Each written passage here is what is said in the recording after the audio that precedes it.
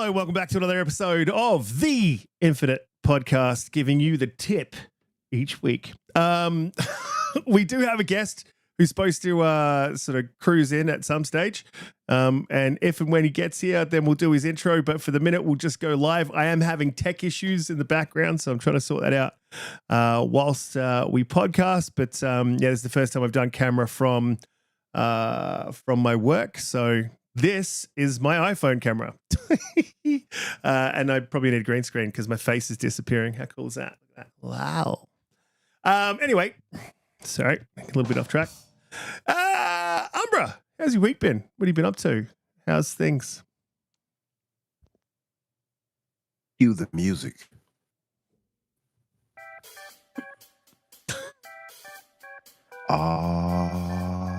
Yeah. It's been a great week. So first off the bat, Chicago is hitting that cold front. Snowy, baby. Wind. Water. Earth, I'm sorry. I was on Captain Planet. So it's been cold. I was waiting for Pete to come in, but you ruined it yourself. He was. Like, hey. I was expecting him to as well. I'll let you do your thing. I'll let you do your thing, brother. Gonna say some random stuff. Hey, brother, have you tried Vegemite? I don't know. I expected something, but yeah. No, it's been decent, man. It's been a good week overall. I still have this nagging cough that doesn't want to go away, so it's annoying. You all might hear me every now and then hit one of these on you, but other than that. I'm clearing of the throat, but other than that, I'm okay. Had a really, really good show yesterday. I had Hargeet, I had Garuda, Intruda, and my boy Dusty, all as far as guests on the fix yesterday. We actually almost went 3 hours, but it was really, really good. Like conversation flowed. It didn't feel like it was that long. So, and of course, that's what they all say. Cast on the Xbox Factor. But overall, it was really good. Had a good time. Excited for the news, of course, of the Developer Direct, and can't wait to talk about it more. Also played, of course, through the demo of Prince of Persia, The Lost Crown. Loved it. Most of us here did. Some person didn't give it their all. Probably want to get back to Call of Duty. Anyway, but it was dope. I loved it so much. I bought talking about me. Oh no, I would never do that. But no, immediately that's her intro theme. Sprinkles. It is not. Better not be. But other than that, I love the demo so much I bought the game immediately. So if you all have not tried the Prince of Persia game demo, try it. I think you'll like it. It seems like Ubisoft is going back in the right direction. And by the way, the people who made it, the ones who developed it, I mean, they're talented as hell. These are like folks that made Rayman and Beyond Good and Evil. These are like top tier developers right here. So when I saw who made it, I was like, oh, no wonder it's good. Mm-hmm. Yeah, Rayman is good. Yeah, absolutely. Feels very similar to Rayman. Yeah. It does. You're right. Now that I didn't even think about that, but that's why the pedigree is behind it. So I would definitely recommend trying a demo and seeing if you guys like it. Also, it's not a full $70 stupid game or something. It's $50 for the standard edition and $60 for the deluxe, which you don't need. Mm-hmm. Mm-hmm. Absolutely. But yeah, other than that, happy to be here with you guys tonight. Definitely, if you see my head looking up and you get the whole neck beard thing happening, that's because I've got a screen that's up there. Blue, how are you doing? How's your week been? What's been going on? She's not. Hello. It's not my intro. One day he'll have my song. That's okay. I have had a good week. Sorry. Very busy. Definitely not my intro either. It's just making it worse. Our other Chicago counterpart, Rand, apparently lost power today. So Umbra, you and I are better off than he is at the moment. I think he got his power back, but yeah, it is snowing, or it did snow like a mother trucker today, and Sunday, it's supposed to get down into the all negatives as the actual base temp, let alone the wind temp. So that'll be fun. As far as gaming, though, I tried the Prince of Persia beta demo thing, and it is a hard pass for me. And I've played. Don't do that. Don't do that. My opinion is valid, sir. Mhm. I was on the Renegade Realm podcast on Tuesday, which was a blast. Go check that out. What's it called? The And I've Roger played Payday Brigade 3. Helm? The Roger Brigade Helm? What's the name of that? What's the Yes, you're really hoping the exposure that this Renegade Realm podcast needs. So, played Payday 3, which is a really good time if you've got a crew to play with. And I've been playing Cyberpunk. I started that over. It's a good time. And Call of Duty. And this game called Inscription, which is a little indie game, and it's a lot of fun. So that's what I've been doing. Oh yeah, you just have to excuse me. I'm trying That's to it. fiddle with my camera while to try to get my beard to show up. It seems to want to disappear at the moment. I'll get a green screen going or some sort of sheet and hang it. But Pete, how's your week been? I don't really have anything. Well, hang on, we do. Peter, Jedi Knight Peter, Heater. How you doing? Love it. Love the intro. Yeah, good, brother. It's been like a really busy week. I haven't gamed that much. I did get to play Prince of Persia last night, and it is fantastic. There is no accounting for taste. Sorry, Holly, but it is a fantastic game. Yeah, really, really feels very reminiscent of Rayman now that I think about it. The fluidity of movement is excellent. I love the cell shading. Yeah, really, really fun game. Highly recommend playing that demo. I think it's $70 in Australia, so not a full price game, but I think it's worth it. Yeah, and I've been trying to get on and play my zombies as much as I can. It's actually fantastic they have a demo, because I was kind of wavering about, oh, maybe I should get it. And then I played the demo and I was like, yep, I'm good. So Yeah. Look, I have. Ways. You may try it and love it. You're gonna have to excuse me for 2 seconds while I fiddle around with this. Ag this needs thing, in too. Is Riskit. who what? Do what? Do what? Mag needs in. Mag needs in.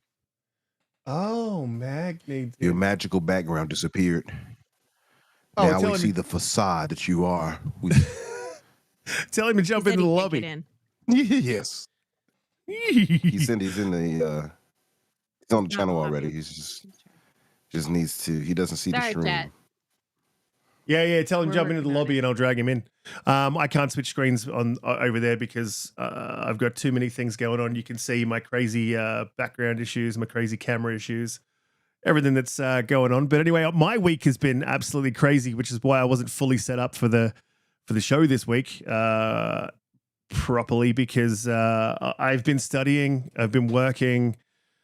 I've got a newborn. I've got a 2-year-old, but I did get a chance to play Prince of Persia, and I think that game is absolutely like it's fire. It's my Ori fix that I've needed for such a long time. Yeah, and I guess if you don't like the game, that probably sort of gives you a good indication of if someone has skill issues or if they're a real gamer, all that sort of stuff.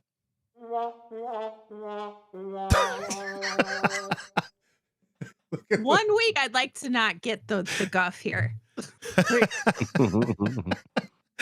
Look, we'll try to get Mag dragged he's in the lobby, Risk. Right. I'll try to get Mag dragged in. We'll do Mag's intro and then we'll get into the show.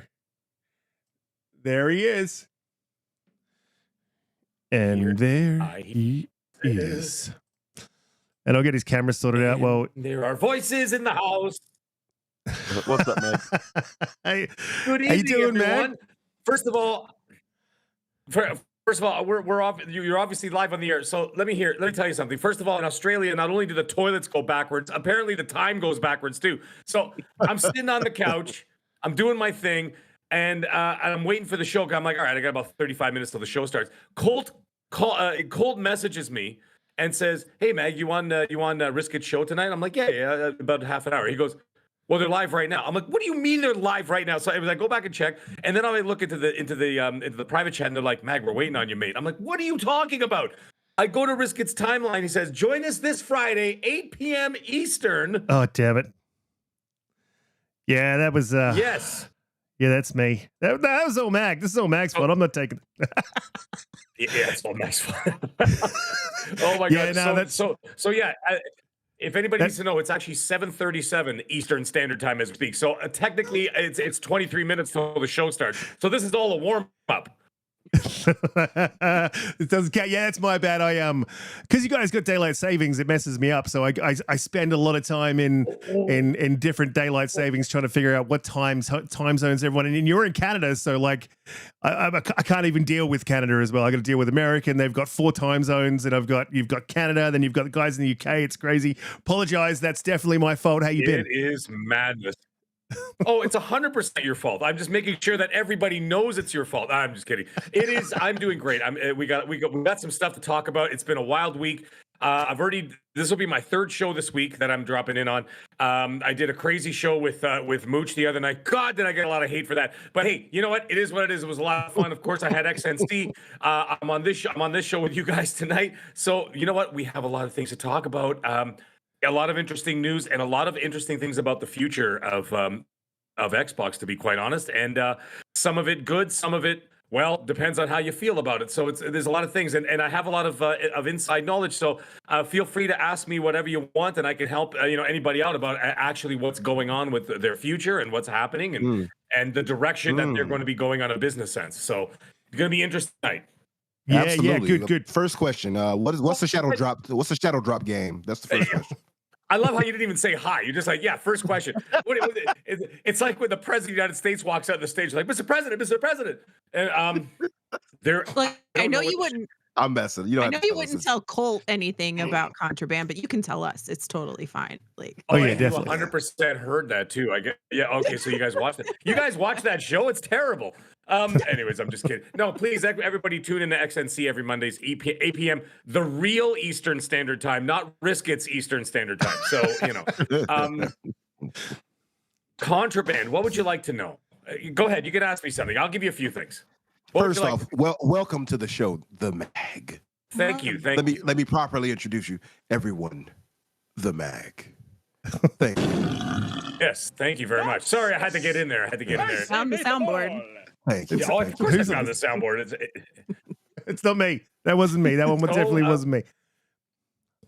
No, that was 100% me. I saw it and I had to go for it. Yeah. That was him. So yes, no, it's a pleasure, man. I'm excited to be here. It's like I said, great Xbox community members and everything else. A great show. And chat, I haven't been able to get a hold of you yet because I haven't set up my second screen, so I can't see anybody. So if anybody's going, "Hey, man, how's it going?"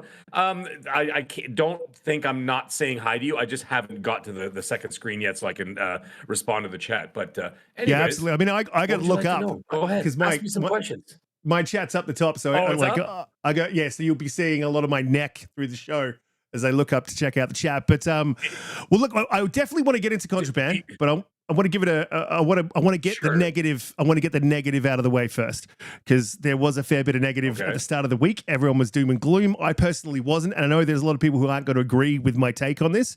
But just so you guys in the chat, you know what we're talking about. Oh, by the way, guys, welcome to the show. Thank you for waiting for us. Apologies, we had tech issues, all that sort of stuff. We'll get straight into it. So Xbox has been touted as being a third party. I have a few thoughts on this, but as being a third party platform, and that they're starting to bring their games to other platforms. And there's rumors that we're going to see Hi-Fi Rush, which you see playing up on the screen now. There's rumors that there's going to be Sea of Thieves. I'll read out the quote from Nate the Hate. He said, in the calendar year of 2024, Microsoft will bring one of their more acclaimed first party games to a competitive system.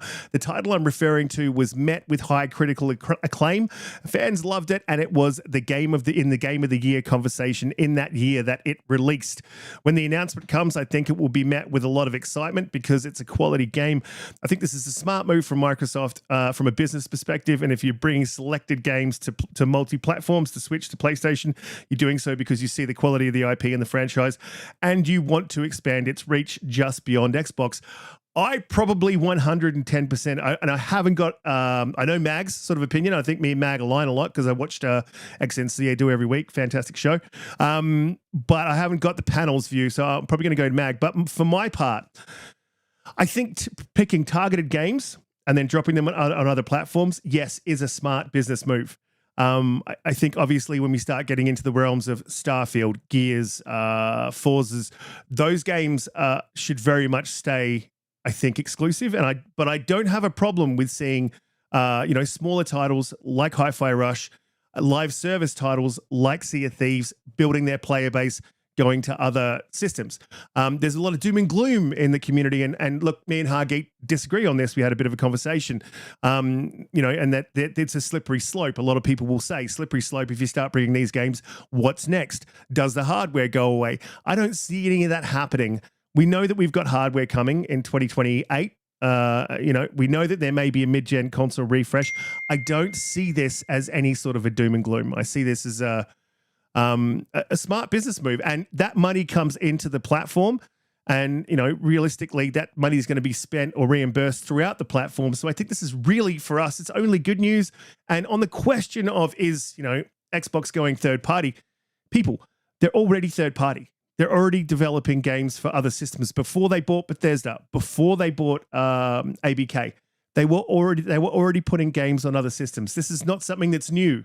I don't know why everyone freaked out about this. It's storm in a teacup for me.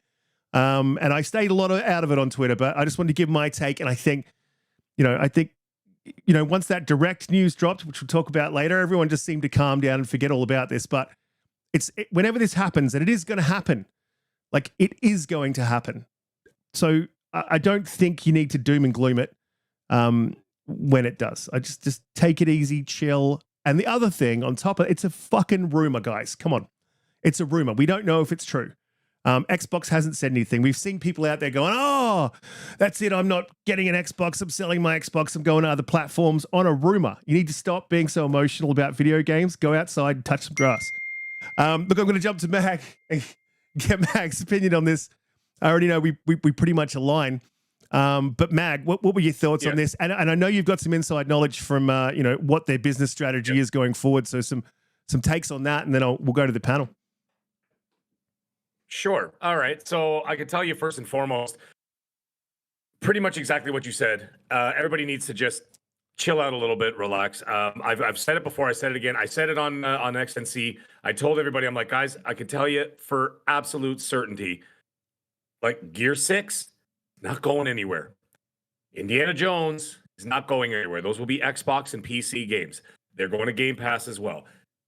Fable, those games are going to be staying right where they are, okay? And then continue to do that. Now, you see that Aaron Greenberg just released a quote this week when he was talking about the developer direct and some of the games that they were talking about during that direct. And what did he say?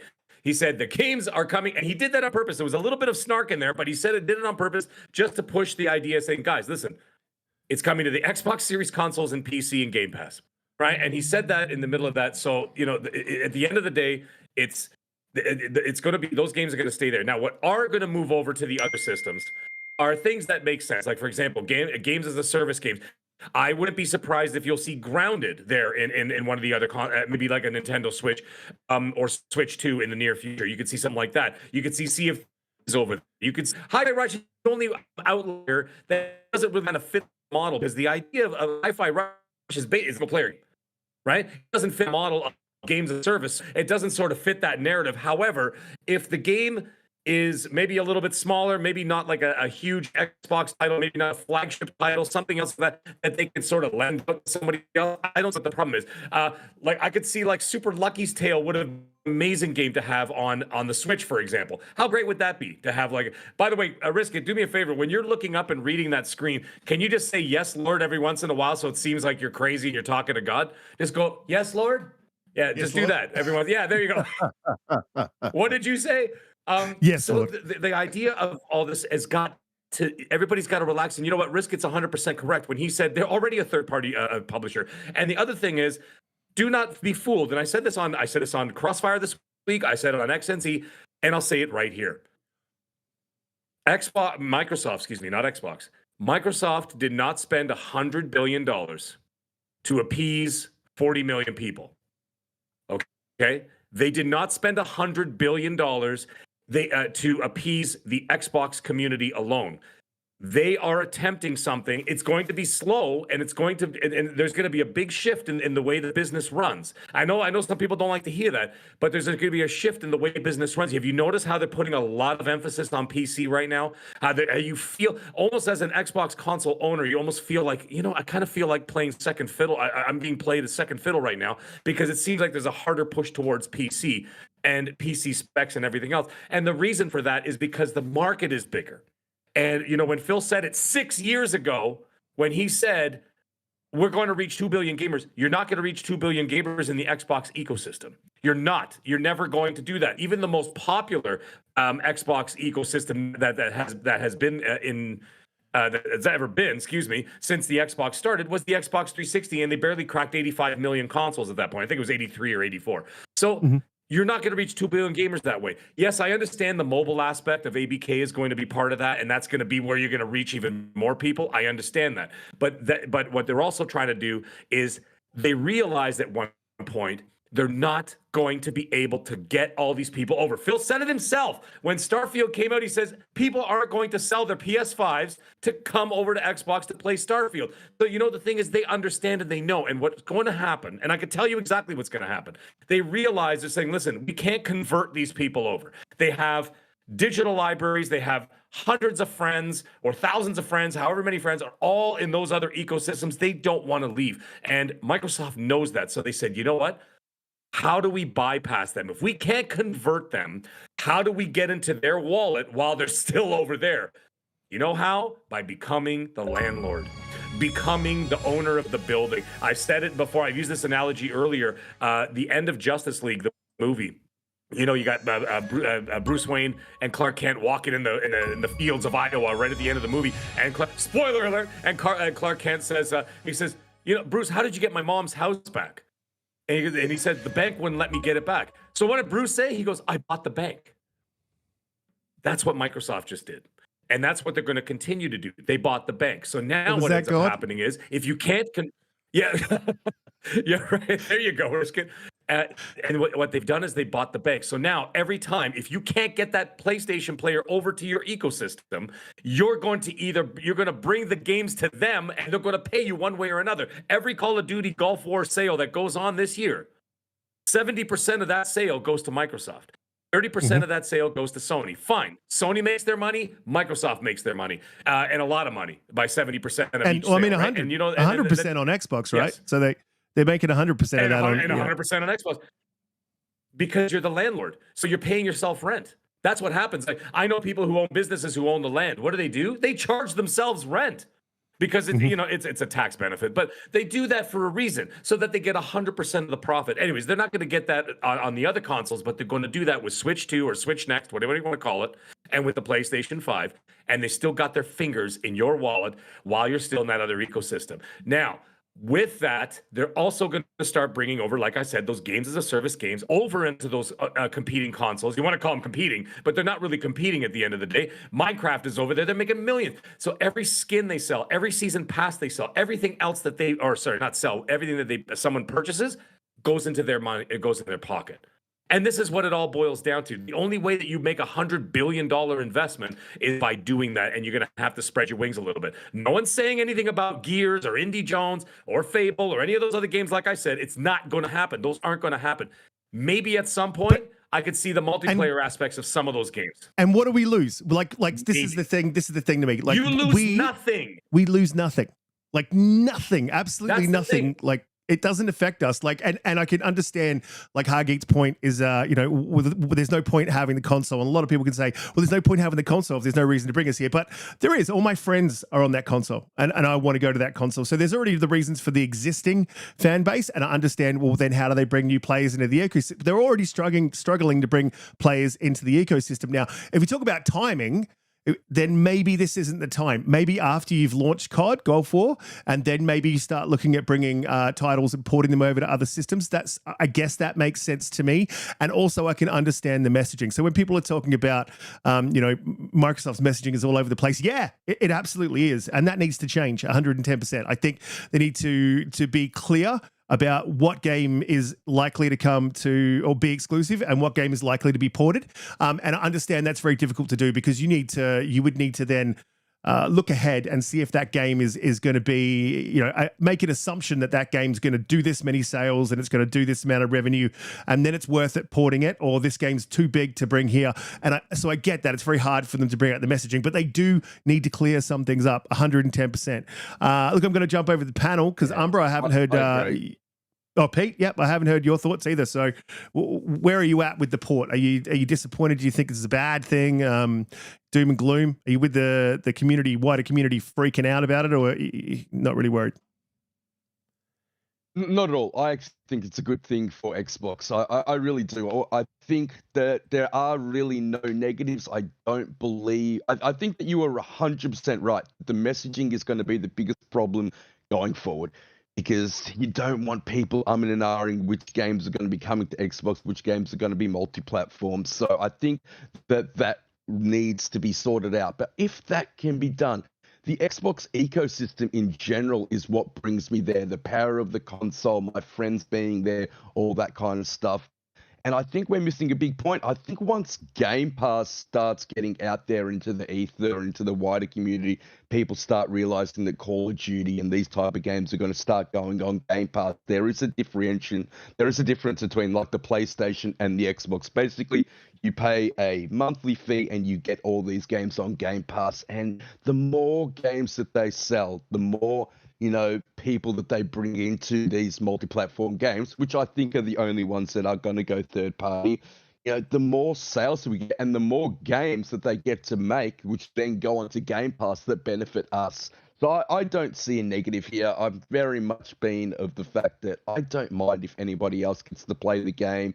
I think it makes fun interactions within the gaming space as well. Like, so we can have PlayStation versus Xbox nights on Sea of Thieves, and brings the community in that way. So I think it's all good. That's just my opinion. I did see that there's a lot of doom and gloom out there, but I just don't feel that way.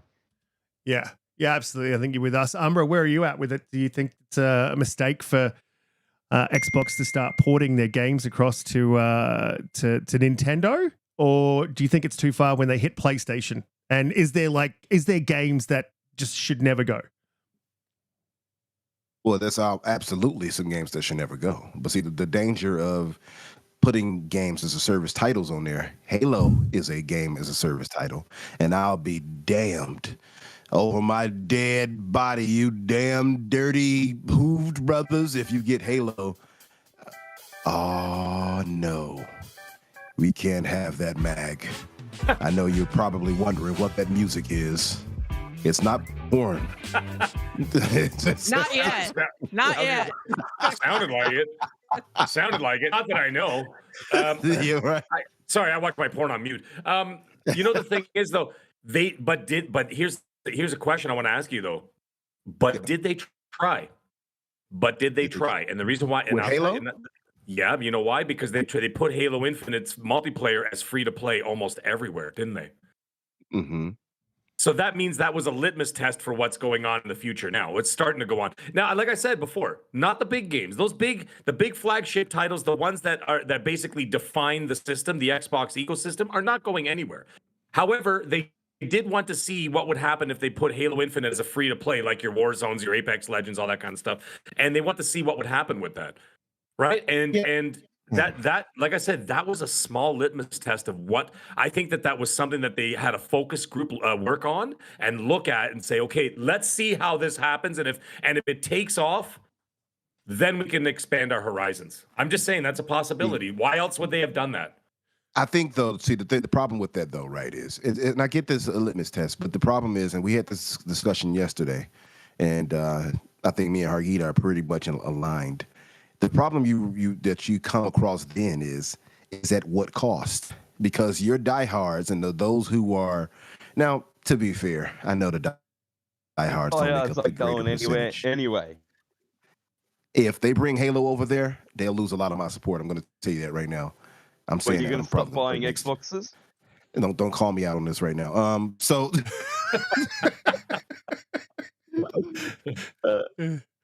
because I love Halo, so it's going to be tough for me to let that go.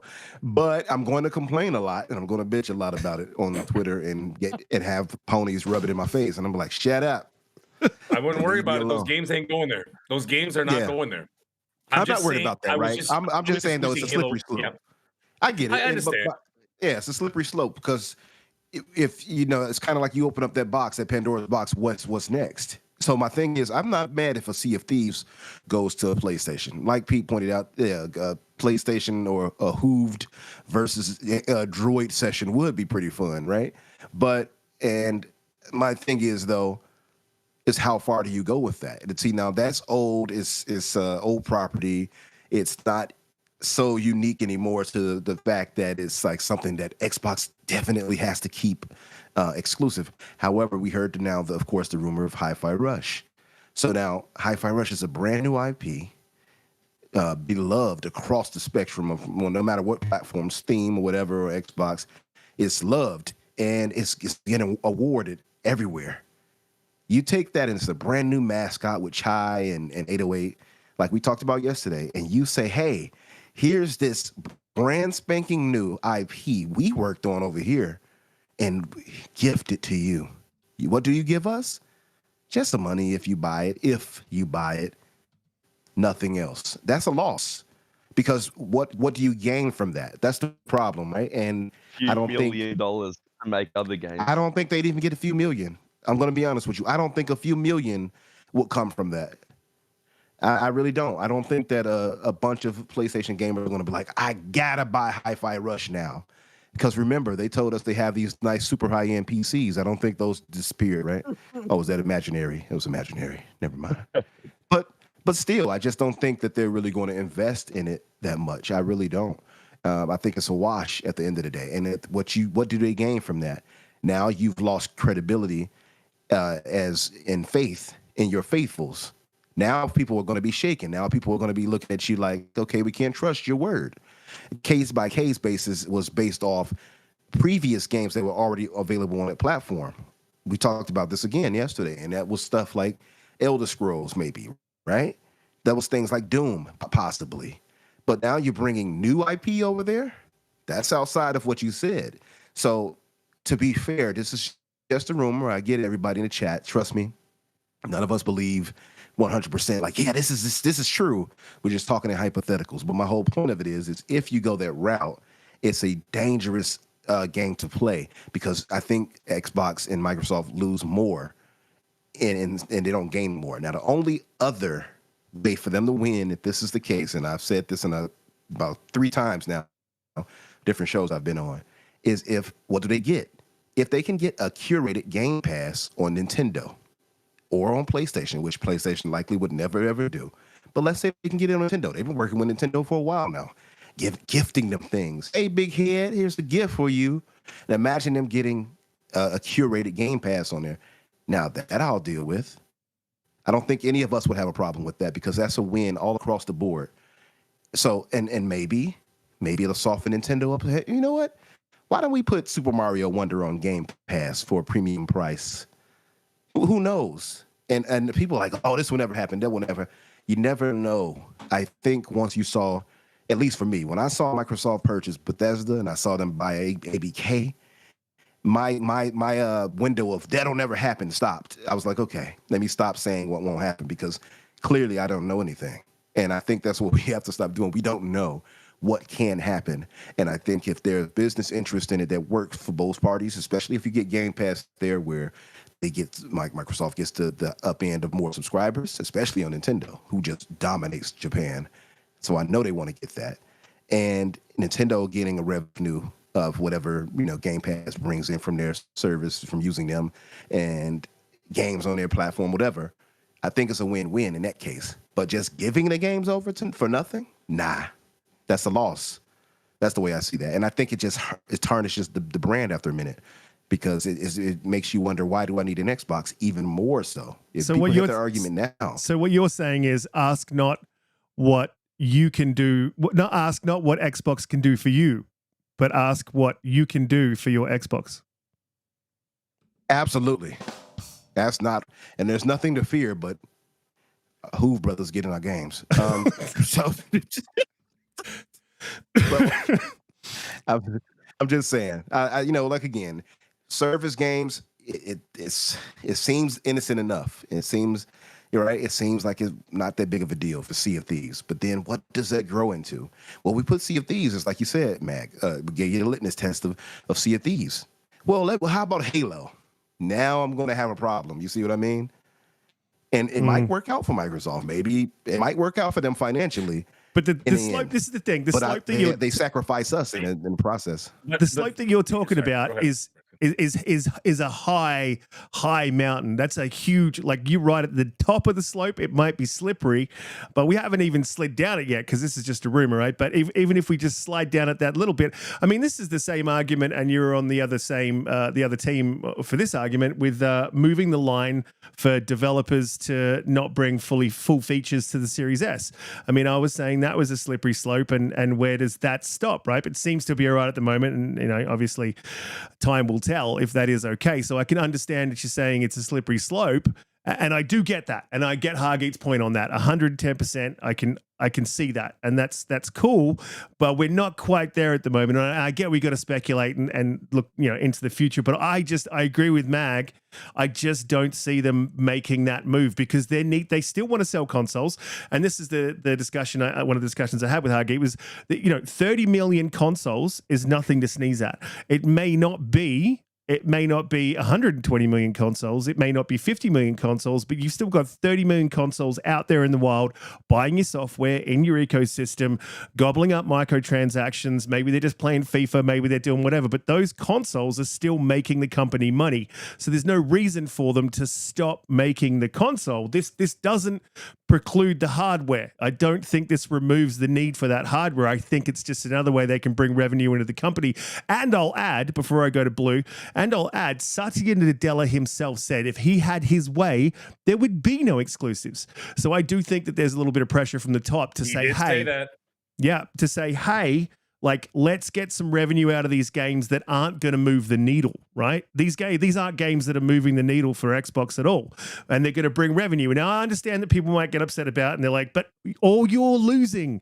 And I had a chat with Colt earlier in the week as well, and all we are losing is the list wars.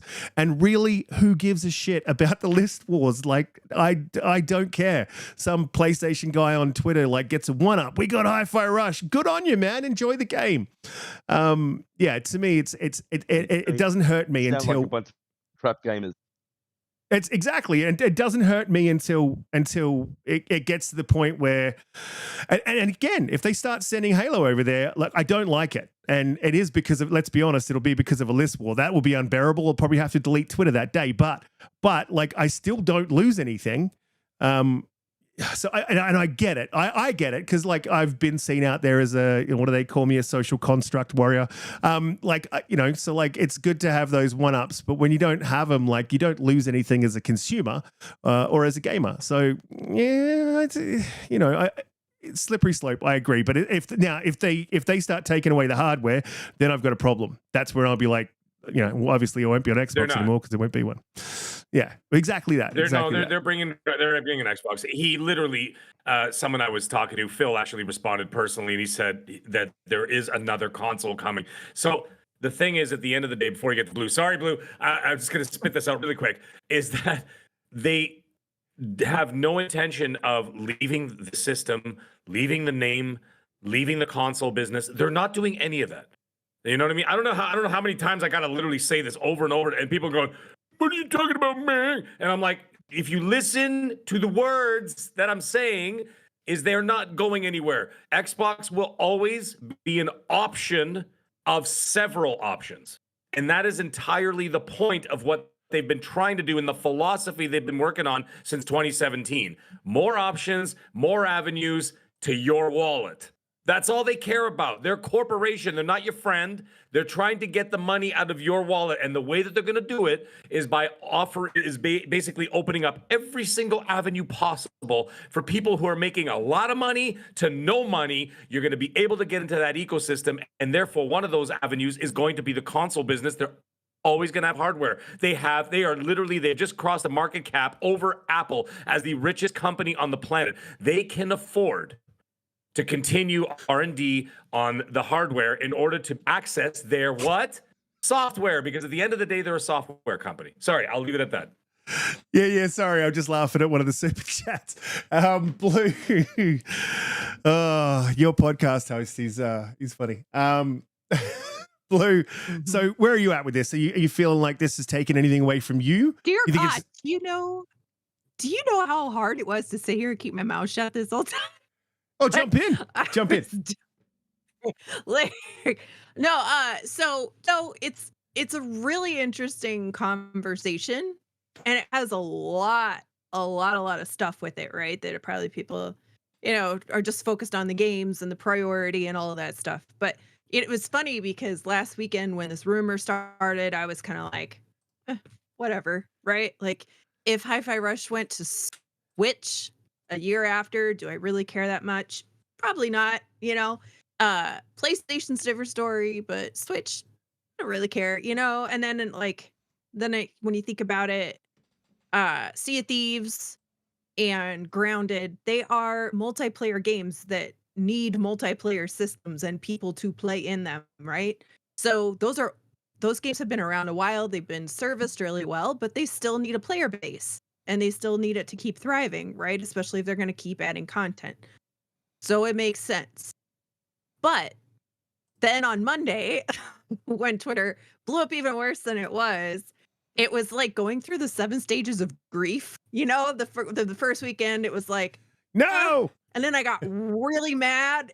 And I was like, what is going on? It's in like chats, right? In the DMs and stuff. And I was like, this sucks. And then I saw Hargeet's quoted piece on Twitter, and I was like, that's right, Hargeet, you're absolutely right. And I messaged him, and then like you calm down and you really just think, and like I don't.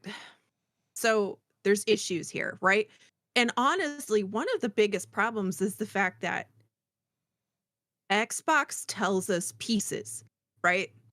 And they're a corporation. They have no allegiance to tell us, right, their plans, nor should they, for a lot of reasons. But they are not good at telling the fans enough to stop these crazy things that are happening all the time, right? And remember, we are all a very small subsect of the entire gaming world, right? Like we're an infinite amount, a very tiny amount. But we're important.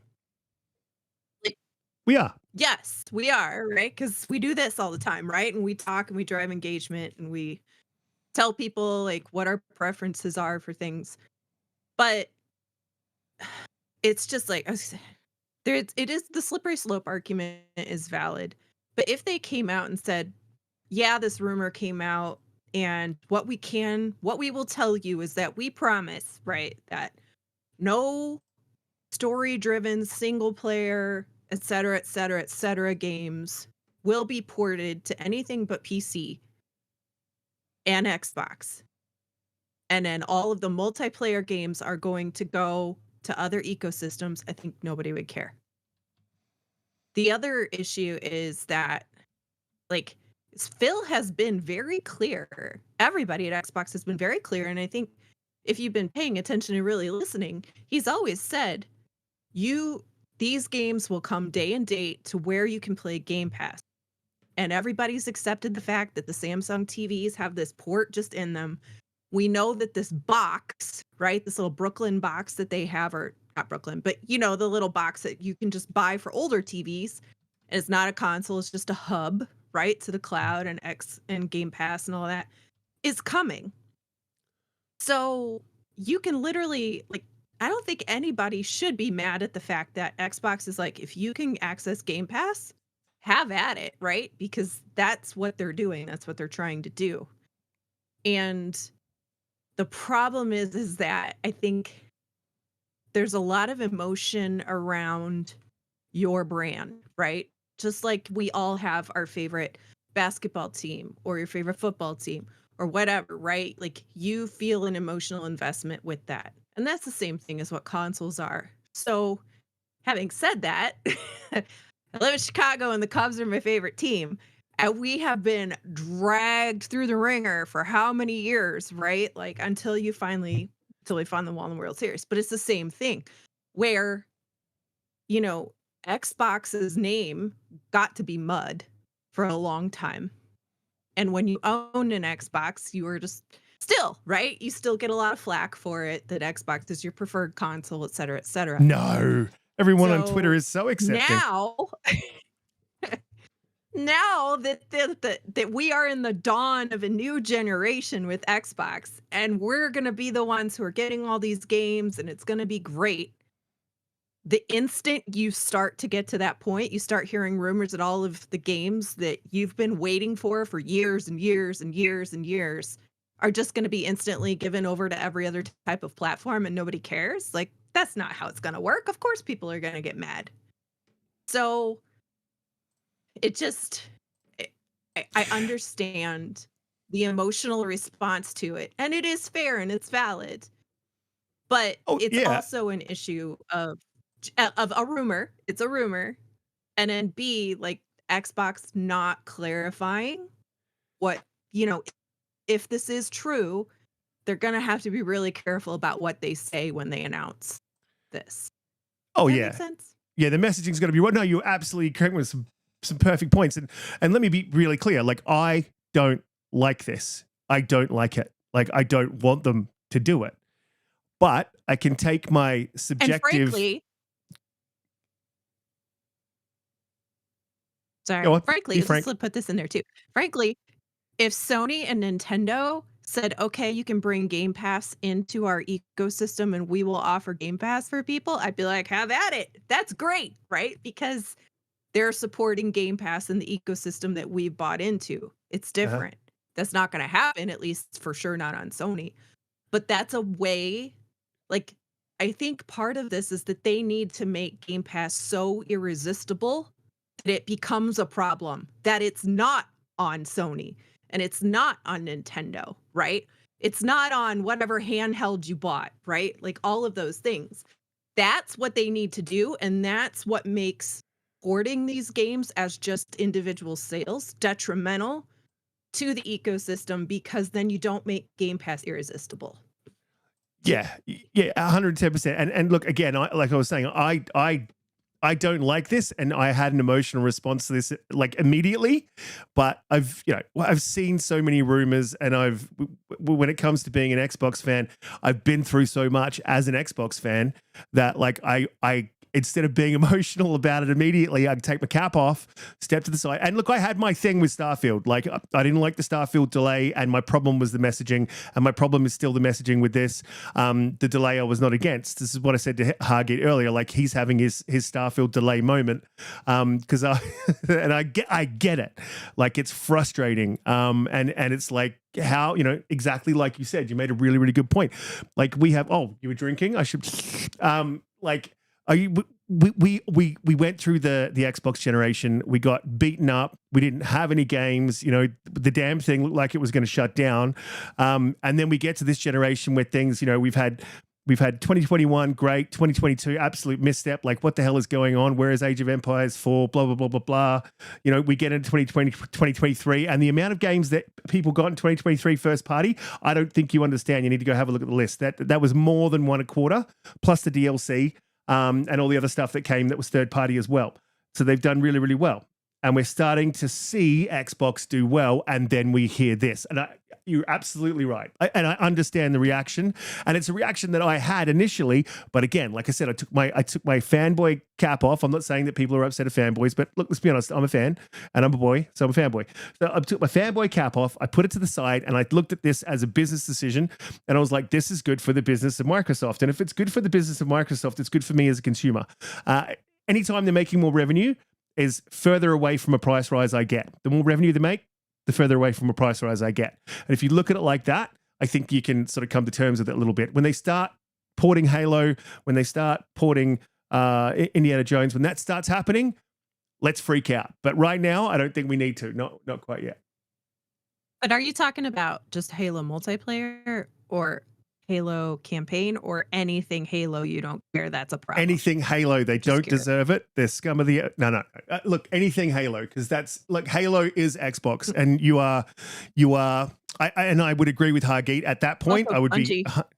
I would be 110% at his side, and I would be saying, like, if you're porting Halo over to PlayStation, you're porting those big IPs over.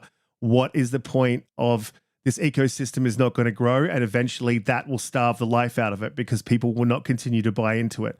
And over time, Xbox will go away, and that would be the death knell of the console. And I agree with him at that point. But at this point, I do not agree. I don't think we're seeing Xbox. I agree with that. Yeah, it's not. We're not there yet. Like we're not Halo at the point where we're going to freak out. Fable cannot be third party. Those games have to be exclusive to the platform. They won't. So they're not going to go anywhere. Meg. They're not going anywhere. I can tell you that. With that. Yeah, and the problem then becomes what I said earlier, the messaging, and which games come and which games don't, and that speculation. And this has been Xbox's main problem. Speculation within the community of what games are going to come, and I think it started with Ori when it went to Nintendo, and that has never really died down. So I can definitely foresee a problem there. Other than that, I mean, honestly, I don't mind if more people jump into the Sea of Thieves universe. It's just going to open up that player base, and for more people to enjoy the game, more sales. I still see the value in Game Pass. So you say, Holly, that you won't be out, like the value goes away, but you have to pay full price for the game on other consoles, whereas you'll get it, for a monthly subscription fee on Xbox. Like Blue said, it's about attracting them to the basically it's the financial attraction, right? At that point, you have to look at Game Pass and say, you know what an amazing deal, this is incredible. How do you turn this down? And that's what's going to be what attracts people over to the ecosystem. You could say, listen, you could buy all those games over on the Switch too. You could buy all those games on PlayStation 5 and PlayStation 5 Pro. Go ahead. However, if you want all those games that we're about to offer over there, and not the big ones that I told you about, if you want all those games over there, you can just have them right here in Game Pass for whatever, $14.99, $15.99, $16.99 a month, however much people pay in their respective countries. Right? And that's what's going to attract people. They're going to have that option. Like I said, once again, options. I can go buy the game for $100 Canadian, or I can go subscribe to Game Pass. I could do whatever I like. And that's the option that I have. I said it the other day. I said, I haven't been subscribed to Game Pass for a while now, a little under a year. But I said it to Colt, and I said to other people, whether they like what I say or not, that's none of their damn business how I feel as a consumer, where I decide to spend my money or what I decide to purchase with that. Right? Whatever car I buy or a house or whatever and this and that, I can do whatever I want with my money. And if I decide that there's a game that Microsoft releases that I want and I don't want to pay for Game Pass, I'll just buy it. If I want Call of Duty Gulf War and I just want to own it, I'll pay $100 to own the game. I won't subscribe to Game Pass for it because for me, that's the way I choose to consume that product, right? But if you have all those games in there and you see people, let's say another 2-3 years down the line, and they've got all those big first-party games from Xbox are in that Game Pass right away, and those people haven't adopted the subscription yet, you know what's going to happen? They're going to go, holy shit, look at all these amazing games in this service, plus the third-party games, plus the back catalog of games, whatever. Then they're going to dive in, and then it's going to turn into a gym membership, okay? Where someone pays for the 12 months of gym membership, and guess what? They keep paying, and then they forget all about it because they want you to forget. Just like Netflix, just like Disney Plus, just like Hulu, just like everything else. Right? They want you to just get in there, get in the ecosystem, be a cog in the machine, pay them, right? They want your money at the end of the day. Now, I want to ask everybody on the panel here a quick question. This is something that I don't want to get dire here, but I want to ask everybody this question. And this is why this kind of brings everything, full circle here with this particular topic. If you were the CFO of Microsoft and you don't give a rat's ass about Riskit, or JediKnightPeter, or Infinite Umbra, or Blue, or Mag, or Colt, or Jez, or Rand. You don't even know who these people are. You're looking at the dollars and cents. And you're looking at this generation. Like I said, I'm not saying anything. I'm saying put yourself in that person's shoes now, sitting right to Satya, and Satya's standing over top of this dude going, yo, what the hell's going on? Give me the numbers. Tell me what we got to do for the next 10 years to make this work. And they see that growth is stunting. Console sales are slowing down. subscriptions, services, subscriptions have kind of halted, or not halted, but they sort of stuttered for a little while now, right? They're not meeting the goals. What would you do? You're not an Xbox fanboy. You're the CFO of Microsoft. You don't care about this crap. My question to you is, what would you do when you exactly look at what they're doing? Exactly what they're doing. Yeah. That is the question. And like I said, it's not a fanboy thing. It's not a pony bot thing or any other nonsense. You have to put yourself in the position of the chief financial officer of Microsoft, who Satya, by the way, is riding like a donkey right now. Okay, because you see that guy, he came out 3 times, he made 3 statements in the last 6 months. That means that Satya's riding his ass, and I can tell you something, okay? I'm an executive for a corporation. Yeah, no kidding. Like a pony, no pun intended. But, listen, I'm an executive at a corporation, and when those higher-ups, scumbags start riding you, okay, it's no fun, okay? It's no fun. Because they got nothing else to do except for bust balls. That is literally their job. They are overlooking the situation, and they start picking people one at a time, start busting balls and asking, what's going on? How can we maximize profit? How can we do this? How can we do that? How can we make the business better? How can we grow this? How can we do this? How can we cut costs, right? Mm-hmm. And when they start looking at those numbers, and those are hard fact numbers that have been coming out of the Xbox ecosystem in the last 6 months, ignoring the fact that they have adopted ABK. Okay, which, by the way, a lot of people don't really understand. That you just adopted a shit ton of overhead on top of the fact that you've adopted World of Warcraft players, other subscription services. You're making that money too, but you also adopted like 40,000 employees and people you got to pay for, and buildings and rent and land taxes and everything else for all those studios and everything else you just acquired. All the right? overheads. It comes at a cost. It's not free.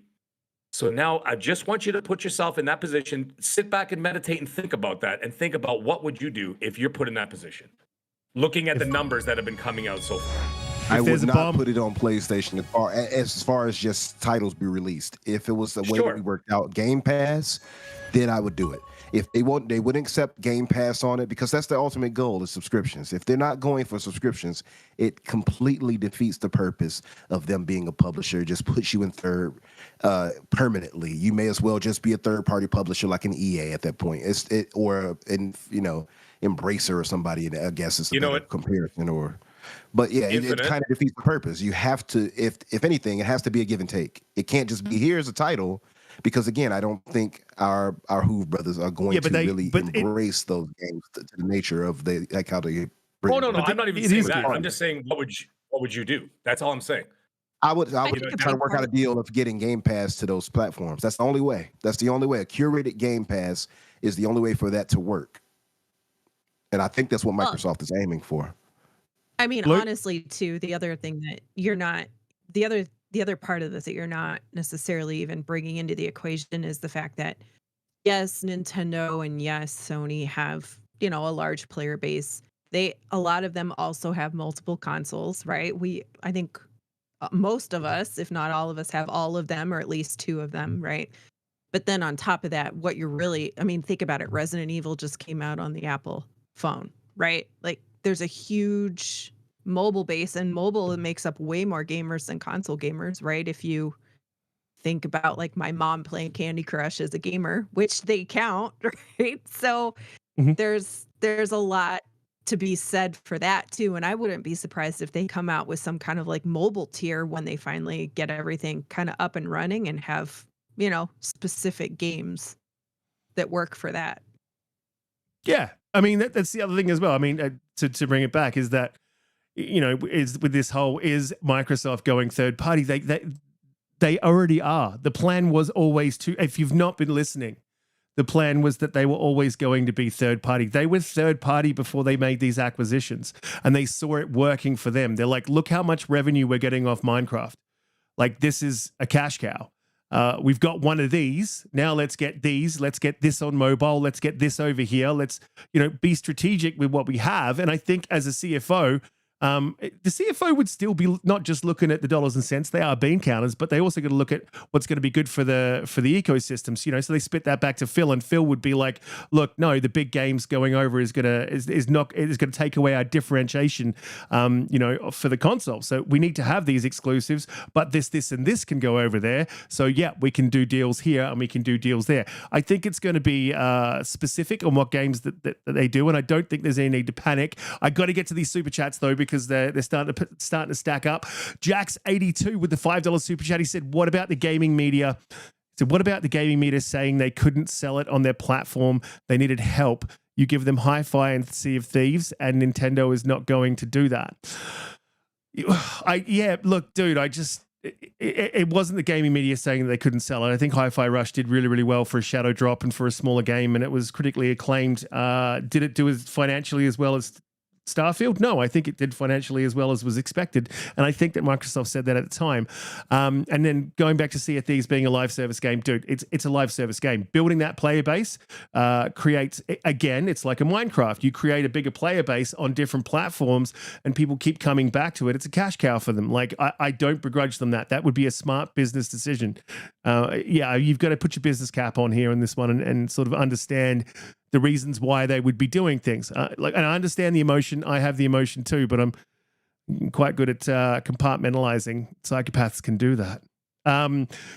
Phase 23, Brooklyn, absolute champion with the $19.99 super chat. He said, once Microsoft opens this Pandora's box by putting games on Nintendo and PlayStation, there's no going back, like they do with day and date games on PC.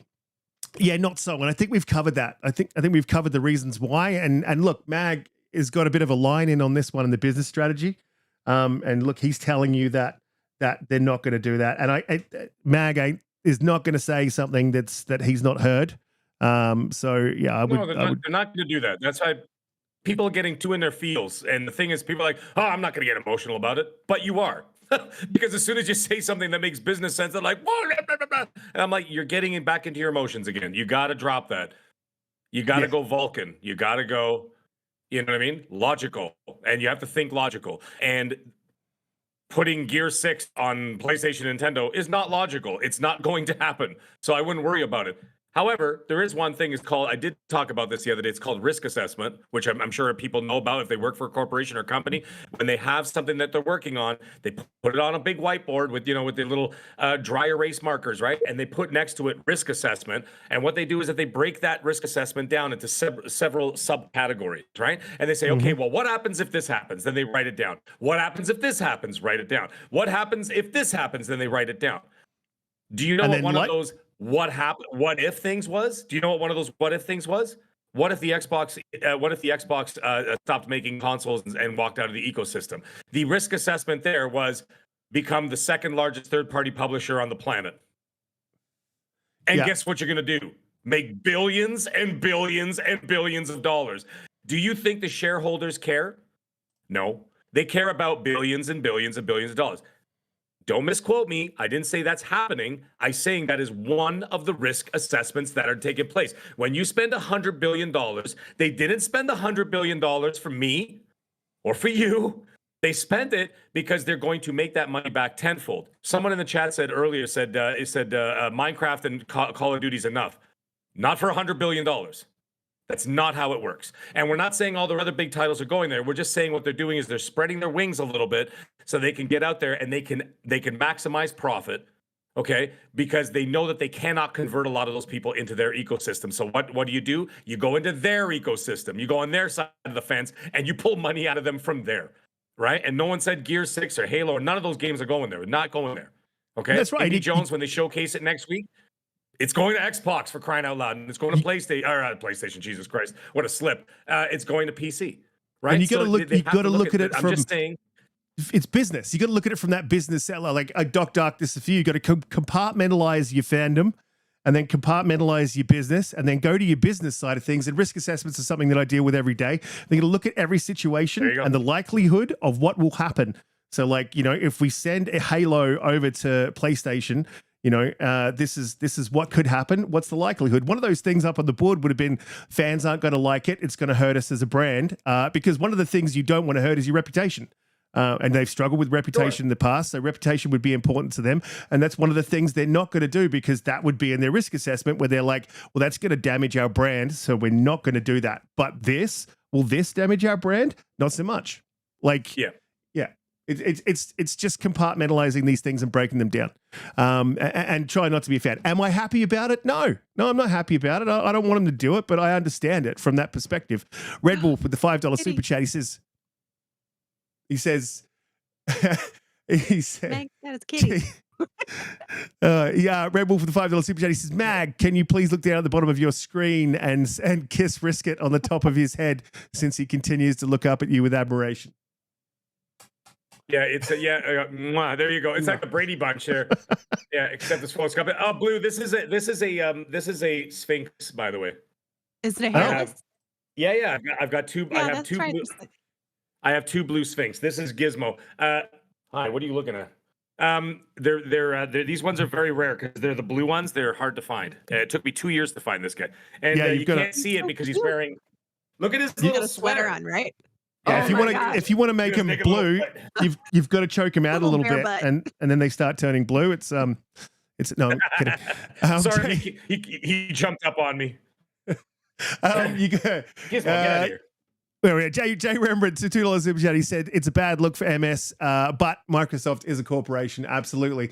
And then Red Wolf with the $2 super chat, which I got to look up, and he says Hi-Fi Rush switch code. Just deal with it. Yeah, that's like yeah. I mean, look, it sucks. I don't like it, and I get everyone's. But it's not doom and gloom. Xbox is not going anywhere. We're getting our exclusives. It's all good. Everyone chill. It's a rumor. We don't know if it's happening. Let's wait and see until they announce something. Maybe at the Xbox Direct, which is happening on the 18th of January, they might announce that it's going to Switch.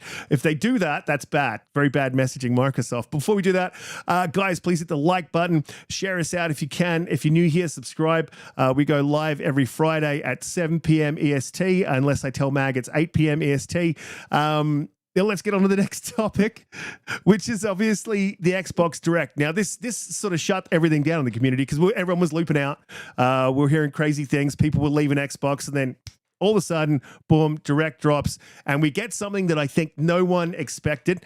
And we've got some news in the background on this game as well. Indiana Jones. We're getting to see a full 10 minutes of gameplay. We'll get to see whether it's third party, whether it's first person, whether it's third person. I'm truly hoping for third person. What the premise of the game is. We already sort of know the time setting. I think it's just after Temple of Doom. In between Temple of Doom and Ark. So that's a good sort of time setting. We know the name, which has come out. I think it was Henderson who leaked the name. The Great Circle. If you don't know what the Great Circle is, that's in reference to the equator. So very interesting. That could be, and obviously that makes it one of those Indiana Jones games that could be around the world, like the movies. I love that country hopping thing that they always do. I love that music. I would have loved to have seen it, and I was convinced that we were going to see it. I was wrong. Because they had Indiana Jones, the new movie, being advertised in the Xbox Square at Xbox Fan Fest, and I was convinced that we were going to see it, and it would be so good if they do it this time. That music plays, the dun music, and then Harrison Ford walks out on stage. That would be awesome. That's what I'm hoping for. Obviously, we've also got Avowed, which showed terribly last time, as Pete said last night. He said it showed terribly. They need to show it right this time, and they need to. That I agree with that 110%. We've got Hellblade 2, which I'm expecting a release date personally, and I'm hoping for. And I think that'll be front half of the year. And then we've got Ara Untold. Now, if you guys don't know about Ara History Untold, that is, I guess it's a Civilization sort of Age of Empires game. I've been keeping an eye on that in the background. And look, it looks beautiful. I know they've beta tested it, and I think they've beta tested it. They've done alpha tests. It's been pretty successful, and the feedback's been great. I think it's ready to launch, and I think maybe disappointingly for a lot of people that if there is one, that may be the shadow drop. But we don't know. I haven't heard anything, but I mean, just based on where they're at with the game, because I've been following it closely. So guys, I'm going to go to the panel first. Blue, what are you thinking about the Xbox Direct? Are you super excited for this one? What there is for you? And what do you think of the Indiana Jones, the name? Because there's been a bit of discourse about the name being terrible. I think Indiana Jones and the Great Circle is awesome. What are your thoughts overall on the direct. Yeah. Riskit, I'm going to push back on your thought about Harrison Ford being there. I mean, I could be wrong, but I don't think they're going to do any like stage recorded stuff. I think it's going to be more of just like a voiceover and then just into video. Dream Could be killer. wrong. Yep. But Yep. that's what I was really surprised to see Indiana Jones was on the list. That was a nice surprise. I chuckled to myself because I was wondering, we all knew that the heavy rumor was that it was going to be dropped this week, that there was going to be a direct, coming. I wonder if they moved it up a day or two because of all the craziness that was going on. But I think I don't think there's going to be a shadow drop. Aura is PC only, at least for right now. It's PC Game Pass, and it looks really cool. They've done a lot of developer dev videos for it. I think they've done 10 or 14. It's kind of a mix between Age of Empires and the Civ games. They actually have one episode of that's all about how they used AI in making Aura. So I thought I got to go back and watch that one. Really cool game, But, actually. Yeah, looks really cool. It looks really good. Yeah. And Hellblade 2, I mean, I'm just at a point where I'm like, I don't want to see anymore. Just drop the game. Like, what else are you going to show me? I'd rather just see the game release, except the date is the only thing that I can think. And it would be nice, honestly, that if they're not going to shadow drop anything, which I don't think they do, the super win for the show would be if they gave dates for all 4 of these games. That would be awesome.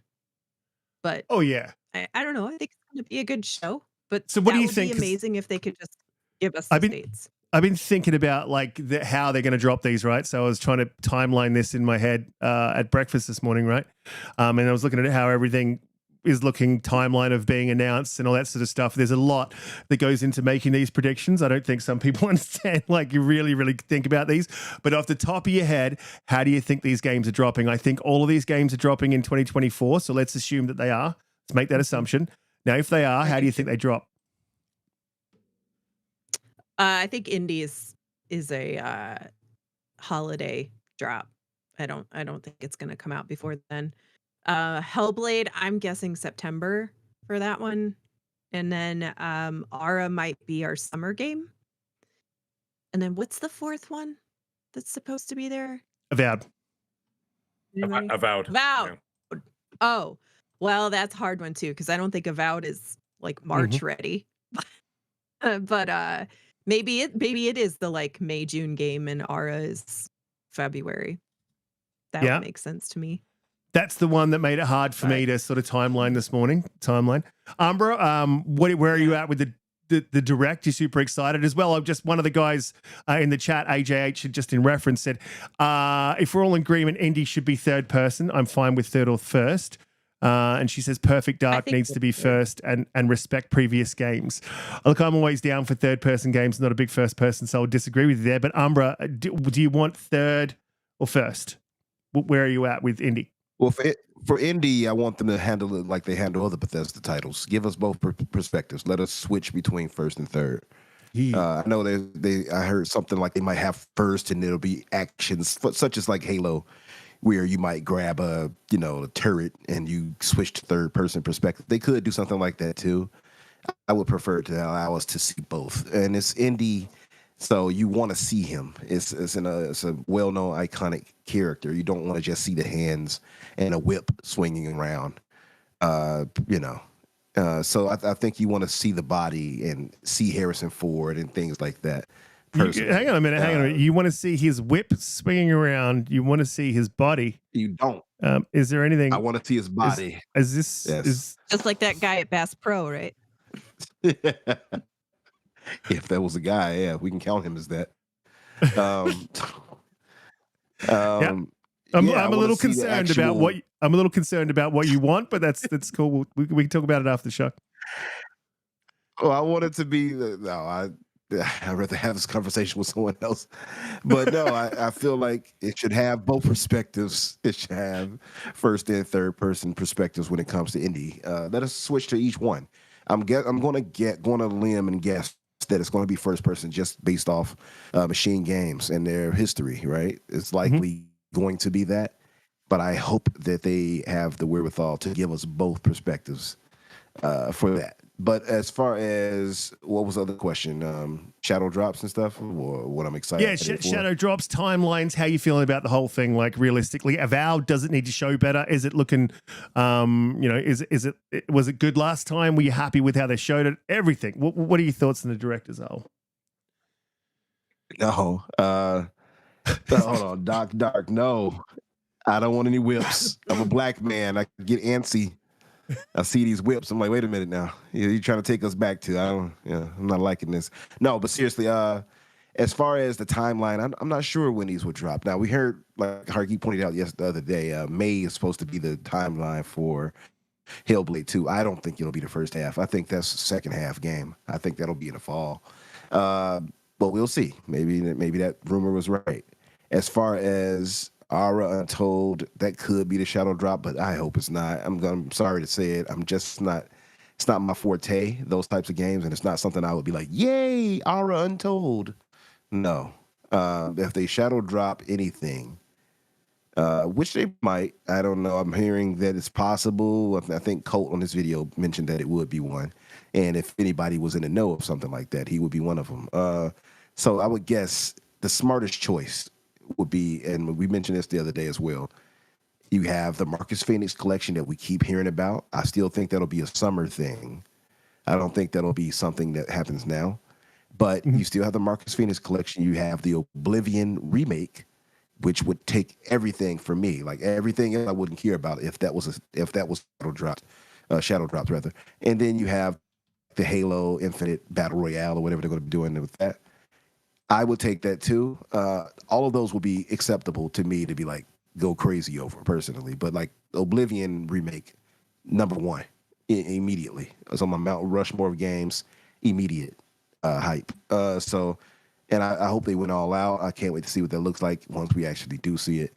As far as everything else, Avowed, I think Avowed, I told you all before, and you all I think were, I guess, against it and felt a little different. Riskit and Pete, but I thought Avowed looked good when they first showed it. I think it's only going to look better once we see it this next week. So I'm excited to see what that has evolved to. I did mention the other day that I wonder how long an investment the game is going to be. Going by how they handled Outer Worlds, I don't know if it's going to be this big roving, Oblivion-esque, Skyrim-esque world. I don't know if they're going to go that far with it, scope-wise, but I don't know if they have to either, right? People loved Outer Worlds, and it was a 13 and a half hour game, like 40 hours for completionists. So maybe that's what they want to stick to. Maybe that's their thing now. But yeah, I'm excited for all of that. The top three, obviously, Hellblade, Avowed, and Indiana Jones. Indiana Jones, by the way, that surprised the hell out of all of us, I'm pretty sure. Mag, did you know about that already? Did you know that they would be talking about this before they told us? Yeah, I knew about it in late December. I heard that they were going to be showing it, yeah. Oh, nice. I know exactly who to go to from now on. No. Yeah. No, I wasn't. That's exactly why I can't tell anybody some of these things. No, some of these things are time sensitive because if you do release, see, the thing is, people say, Mag, why don't you tell me? And I'm like, because if I do at a certain time, then the people who know that information are like a grand total of about 4 people. So when all of a sudden they go back to the office and there's 4 people sitting there going, okay, which one of you 4 assholes said something because you're the only 4 that knew about it. So that's why you can't do things like that, because then once you get those people in trouble, you'll never hear any more information ever again. Yeah, that's true. That's fair. Yeah. I mean, I will say I am particularly good at keeping my mouth closed as far as that goes. But no, I would have. He's not. Position. He's not. He's terrible. Yeah. Yeah. No, I'm a steel trap over here. No, but no, that's dope, man. I mean, that you all kept that too, because I mean, it's big news. So, those are the things for me. Mag, now, you did tell us at the beginning of the show. Yeah. You joined us at least with that, despite Riskit's screw up. That you would that we could ask you some questions on some things. Now, yes, that's for Riskit. Now, for Contraband itself, what are you hearing about that? Do you think that'll Shadow be hitting drop. this year? It should be. What are you thinking about? What I have you heard don't. about that? Well, I haven't heard. I've seen Contraband. Oh wow! With my own eyes. I as for release date, the funny thing is, the one thing that I have no knowledge on are release dates or release years. I know announcements and things that are coming, but as for release dates and release years, I don't. But Contraband, I've seen with my own eyes. Think for some of us old school cats, think Dukes of Hazzard. Think Driver. Call What about of Duty Driver? Hardline. Right. Maybe a little bit of Driver. Think Call of Duty Hardline. Just the good old boys. Oh, Battlefield. there You're talking go. about Think you're talking about Battlefield Hardline. I got you. Oh, I got sorry, you. Battlefield, not Call of Duty. Jesus Christ in heaven. Sorry, Battlefield Hardline, not Call of Duty Hardline. Yeah, Battlefield Hardline. So wait, so Dukes I'm of taking away Hazzard. from this Dukes of Hazzard. So I'm taking away of a stuntman-esque game where you're driving around. But it also sounds like we're going to be in the first-person perspective. You can, there are other things that you can do as well. Yes, it's not just driving, but the things that I have seen have been driving. Pretty chaotic stuff. It's not Twisted Metal. Someone says, "Oh man, if it's Twisted Metal, I'm out." I'm like, it's not Twisted Metal, but I did see some pretty epic car chases. And it is set in the 70s, as we had some of us already know or had predicted. They had the Steely Dan song playing it in one of the trailers or whatever. It looked kind of 70s. I can assure you it's in the 70s. There's one. I'm trying to be very careful here. That's why I'm kind of sputtering my words here. One of our characters have an afro. If it's the 70s, you're goddamn right. There's going to be afros everywhere and crowbar mustaches galore. That's 100%. Is there going to be? Is there going to be Merkins? I want to know if they're going to bring Merkins back for the game. Christ, that's horrifying. Crowbar mustaches for the women and men, obviously. Now, here's the thing. There is going to be at one point, at least at some portion of the game. I will tell you this. No, I've never told anybody else this before. But there is 8-player co-op in the game. Awesome. Wow. Awesome. 8-player co-op. How about that? So, the vibes I'm getting from this is chasing, driving around, heists, whatever, first-person shooter perspective. I'm getting a Payday meets kind of driver kind of thing here. Yeah, is that about fair? That's pretty fair. The 8-person co-op stuff, whatever you want to call it, co-op team play, whatever the hell you want to call it, that kind of thing. It's it's in beta right now. It's in between alpha and beta. So it's very, very early on where people are getting actual hands-on with the game. However, I have been told with absolute certainty for someone who has been playing it for about 2-3 weeks now, just before New Year's, saying the game. It said, actually, hold on, I got the quote right here. Hold on, give me 1 second. 1 second. Okay. He said, hype this game up. It's awesome. Though that's all he said. I can't say who, but he said, hype this game up. It's awesome. And he's been playing it for weeks now. So that's an interesting thing. Now that I got the microphone, let me tell you about the developer direct thing. I know that there's a lot of questions that people have about how, and I mean, I was one of them when I first heard about it in late December. I'm like, how is Indy Jones ready this fast? Is it a smaller title? Is it not as, you know what I mean? Is it a AA? Is it smaller? Is it something like like one of those, like those AA Assassin's Creed kind of games? Remember those ones? The ones that won the place took place in China or Russia. And I'm like, is it something like that? Like how is the turnaround so quick? Meanwhile, you got these other games that take 6 years. Right, and everything else, right? Here's an interesting thing, and you guys will like this info, and this has also been nailed down as fact. This game was not just worked on by Machine Games. The game was co-developed by 3. This is, by the way, this is breaking. Okay, no one knows this as well. 343 Studios, ID Software, and Tango GameWorks have all been working on this game, co-developing the game together with Machine Games. 3 343 was working on Major this one. game. That's wild. Wow. The other Is that two, wild? it makes sense. It Yeah, is, the other yeah. two kind of make sense. They're in the Bethesda Tango, ecosystem, yeah, that's right. Yeah, Tango and ID Software have been co-developing the game with Machine Games, and then 343 have lent their studio to help finish the game.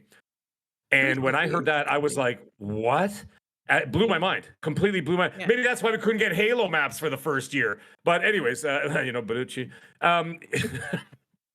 But anyways, all joking aside, I was blown away when I heard that info. But it does make sense if you think about some of those if you look at the other side of the pond over there, when you think about Sony, when you had like Last of Us 2 and whatever to help push that game out the door, like 5 or 6 different studios worked on that game to help bring it together, right? That's but true. now that Microsoft, That is you know what true. I mean? Now here's the thing: now that Microsoft owns dozens of studios, they have assets everywhere to be able to speed up production and development time for these games.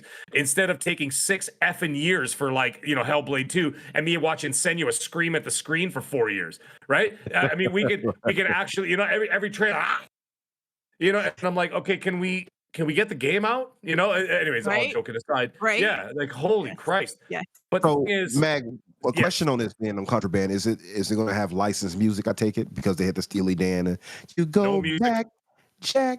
So they won't have any music or? No. I'm saying no music was played for these betas and alphas because this is literally not gotcha. finished game. So I have no report on that. No. Okay, gotcha. You got you. Now you're right. They did have the Steely Dan song in the trailer, Right. but that was That the we know trailer. there's I'm sure they have something. There's a playable build. We know there's a playable build, 8-player co-op. Oh, 100% there is. And so now Like I that said, you're I've saying seen the gameplay with my. and now you're saying that Indiana Jones was worked on by 343, id Software, and Tango. And Tango. But so two of those Who studios are are massively first-person studios, right? So that I want a Isn't that third person, thing? right? Yes, this would be interesting to see Now, if they do I a don't third know person. what that means. Yeah. I don't know what any of that means. I was just told that those studios were co-developing the game. And the other thing is, in regards to Contraband Infinite, when you were asking about licensed music and stuff, they don't even have actually what I saw. They don't even have the drivers in the cars yet. Like they don't even have drivers animated in the cars. It's literally just empty. It's empty cars. It's like a bunch of Teslas driving around with nobody in them. So the cars, from what I saw from the movie on gameplay, Netflix. yeah, right. So it's kind of weird. Like you see the cars all doing their thing, but there's no drivers in them, right? Because they haven't even animated the drivers in it yet. So licensed music is probably the last thing that would get implemented in the game. So, Makes sense. yeah, from what I saw, there was no music, and of course, there's no. Like I said, there's not even a driver there. So question then also, so 8-player mode, I'm guessing that's a separate kind of special mode, but how many will you normally have in your crew? And it's multiplayer, I'm guessing, in its stage, but you could probably play a single player too, I'm guessing. You could probably play how many?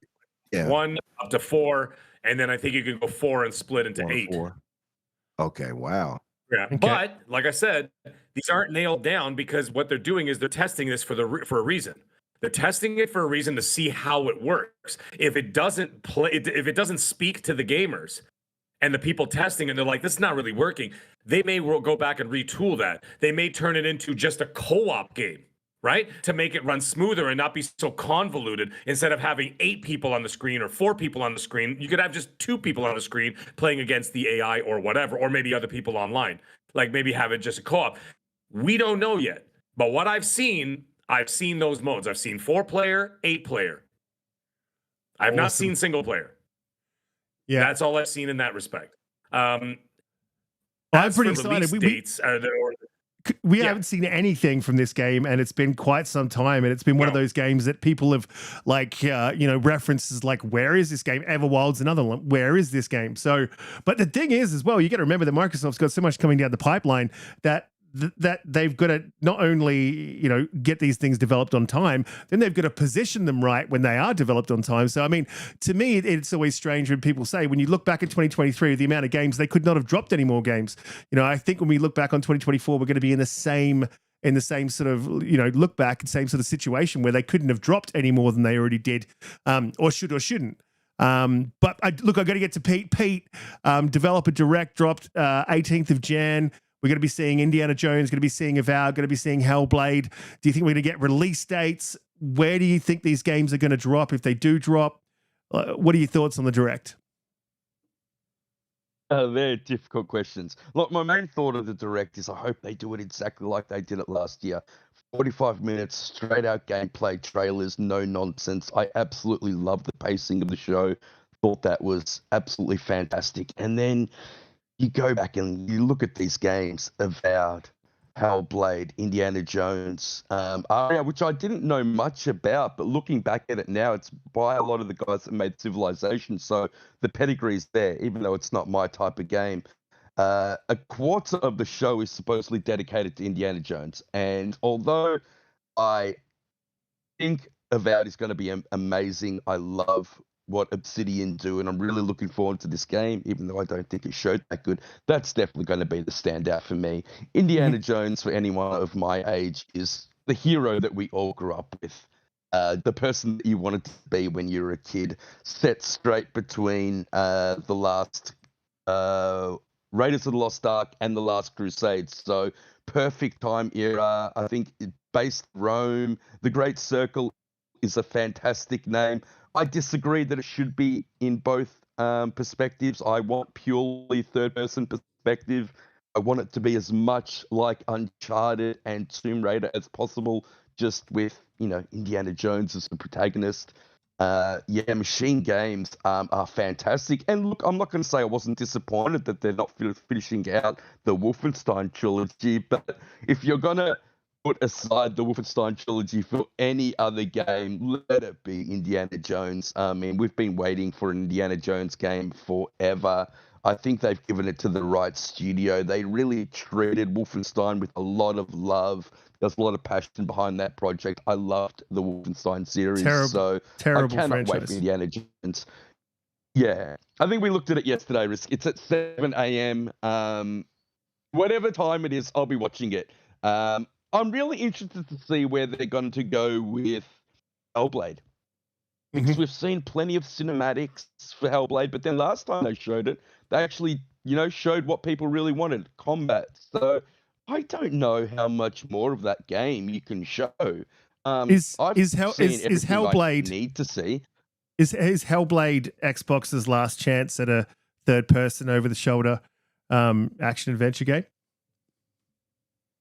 I don't think it's their last chance, but so I was thinking about it. The only thing else that we really need to see from Hellblade is a release date, and I think that's what we're going to get.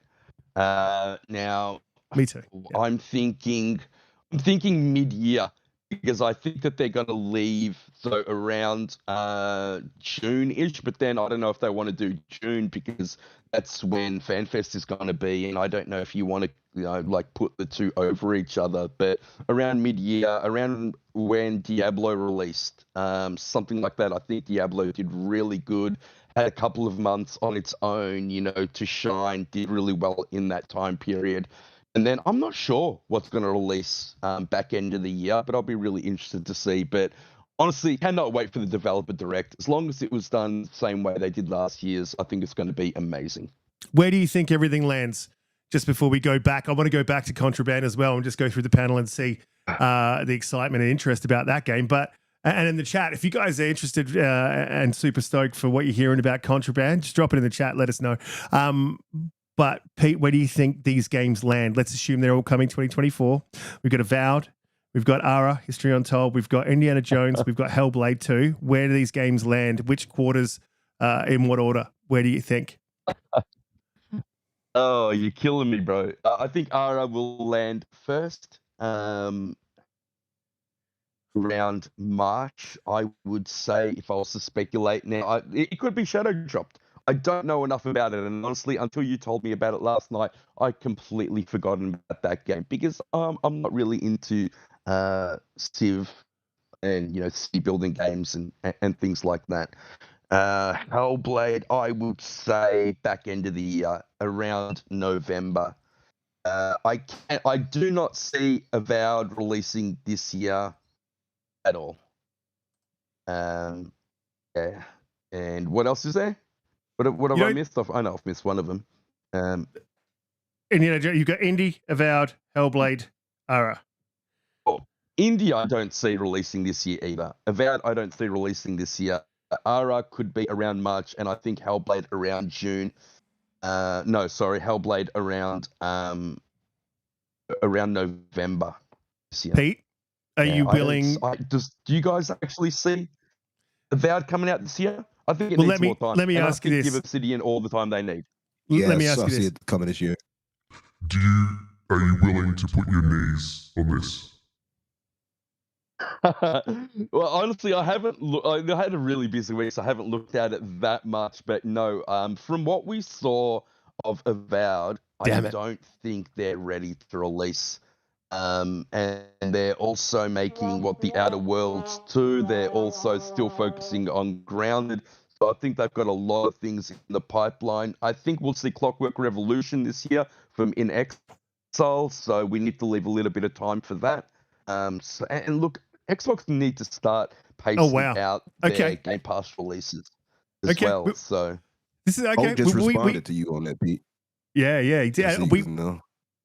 I'm coming back to you in 2 seconds over, but we're going to have to get a list of what you think is coming and how it's coming. We'll put some lists together. We'll put knees on it. I think he smells blood in the water. I think I'm owed. You definitely smell blood in the water because you keep going back to the knees. Knees back because I own both of them at the moment. So I'll take the left. You take the right. There's a little bit of. Sorry, but you go. No, there's a little bit of confusion, I think, that's been bounced around tonight about the timeline of Indiana Jones. The order of the movies is Raiders of the Lost Ark, Temple of Doom, then The Last Crusade. Forget the other two. Yeah, but not in chronological order because Temple of Doom is 35. Temple of Doom takes place Raiders before. of the Lost Ark is 37, I believe. I think the Great Circle is going to be 38, and Last Crusade is 39. So, in chronological order, it goes Temple of Doom, Raiders, the Great Circle, and then the Last Crusade. Yeah, so Pete, not looking at the chat, because that's the one that I wanted to go after your knees for. But do not look at the chat. You're saying that Avowed won't come out this year. You're looking at the chat. So. I can see it. Yeah. I'm not. I'm actually making the coffee, but honestly, I don't see it coming out this year. I hope I'm wrong. Like, I would love another Obsidian game. I think that they're truly underrated developer. When they first showed Avowed, I was so all for it. But then they showed it. I'm not sure. I think it was at FanFest, and it just didn't look all that good to me. I think it's in the Pillars of Eternity universe, fantastic universe. I think it needed to be explored more. I love the fact that they have given the money finally to develop a game that they've always wanted to make. It's meant to be, their version of the Elder Scrolls universe, high fantasy, everything that I'm into. But I just don't see it being ready from what we saw last time. Okay. Knees on that one. Colt wrote. I did see that. I did see what Colt wrote, and that everything in the developer direct is for this year. I actually didn't know that, Colt. So thank you for pointing that out. But still taking your knees when it comes. It's just my opinion. I could definitely be wrong. Colt, are you joking? He says he's hearing Halo's Certain Affinity game has been shelved. Oh wow. Are you joking, Colt? He's probably joking. Hopefully he's not joking. Yeah, hopefully he's not joking. But Certain Affinity did lose a whole bunch of developers recently because I think they're under Embrace's umbrella now. So yeah, that's a possibility if that's what he's hearing. And then also you got to think, as Infinite's at the end of its run, they should be looking ahead to the next Infinite. So if they've shelved it, that doesn't mean it's over. But yeah, Colt, clarification would be awesome. But going back, Umbra, to Contraband, do you like the sound of what you're hearing? Because to me, a driver-esque Battlefield Hardline done right, chef's kiss. That would be amazing. And me and Mag can give the best chef's kisses because we're both ex-chefs. No, he said he's just joking. Okay. No, he said he's not joking. He said no. You had us on the first day. No, he said he's not joking. Okay, he's not joking at all. I read that wrong. Now my heart is broken. Damn you. I was really It looking goes forward to back. that too, bro. Jack, do it again. No, I am very pleased with what I heard. It's already been shared, of course, on Twitter, Mag. Yeah, I already saw. Yeah. Yeah. No, that was actually major that you dropped on us, though. So thank you for that. But Thank you. Yeah. no, I'm excited more. Everything you said made me more excited for it. Things can change as they go, but I've seen it with my own eyes. What I've seen so far is pretty exciting looking stuff. Oh, visually. The parameters. How does it look visually to you? It actually looks quite good. It looks quite good. Now that's early too. Like even some of the water effects, the trees, things like that look pretty good. Like I said, this is early, right? So this was early footage. So the fact that it already looks pretty damn good, it's good. The cars looked a little boxy right now, like some of the like the police lights, especially because these are like 1970s United States police cars. So think like if anybody can go back and watch First Blood. Remember First Blood? Like the first. The blue, there you go, Blues Brothers, the first Rambo, that kind of thing. You remember how those cop cars were, the very boxy cop cars with the very boxy lights on top and everything else? It kind of has that sort of vibe to it. But they all look. It looks pretty damn decent. But like I said, and for someone who's actually been playing it for several weeks now, has literally told me to hype it up. He said it's great. He said, well, he didn't say it's great. He said it's awesome, and that's pretty exciting.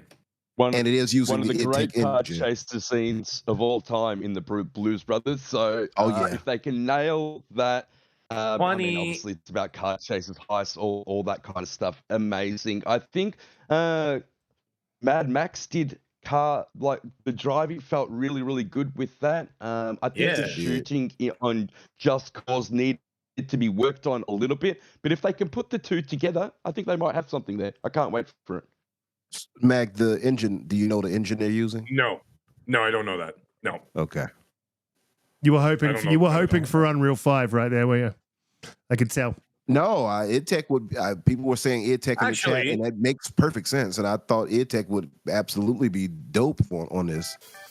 Oh yeah. Interestingly, speaking of Unreal Engine 5, Unreal Engine 5, I can tell you something else if you guys are interested in hearing. Please do. Please do. Yeah. That the Gears collection is being internally tested as we speak. Nice. Oh, yeah. Is it going to be just the first three? Don't know, but that's the word. Don't know though for sure. I can't say for sure. I just know that it's currently being internally tested, which means the build is finished. They're playing it now. The people that the employees, executives, game testers, whatever, are playing a build of it as we speak. Nice. I assumed that would be a summer thing when he showed that anyway. I didn't expect it now, but that's good to hear. I would love to see. I've been asking for a Gears collection for since the day it was rumored. I'm like, give it to me. I want that. It makes sense. You can put every game on PC. You've remastered everything in Unreal 5. What Xbox fan is not going to go back through that and play that series in Unreal 5? That would be honestly in Unreal 5. Just give me the first two. If they can make it all look like Hive Busters, that would be amazing because Hive Busters looked beautiful. Give me the first two. I don't even need the third one or even what the hell was the other one? The one the trial one. I enjoyed that one actually quite a bit. Gears of War Judgment. That was actually a really good one. Yeah, I actually enjoyed Judgment more than I enjoyed 3. That's just me. But the first, hey man, I'm just telling you. But the first two Gears, I agree, brother. First 2 Gears were gritty, raw, dirty, violent, scary, and then it sort of kind of went by the wayside. Then it became more like just a video game, and I'm like, well, I like the first 2 were badass. Yeah, and the opening shot in the second one in the hospital and stuff. Give me more of that. So, anyways, give me that in Unreal Engine 5. I haven't seen it. I don't know anybody personally who's played it. I just know that I've been told that they've been already internally testing it as we speak. So yeah. The only thing that let me down in Gears 1 was the final boss fight. I thought that could be worked on a little bit, but other than that, amazing game. They might. Yeah, they might. And the other thing is too, please, I'm not saying take these things with a grain of salt because these things are happening. But I am going to say this. don't take too much of it to heart right away, because these things do change.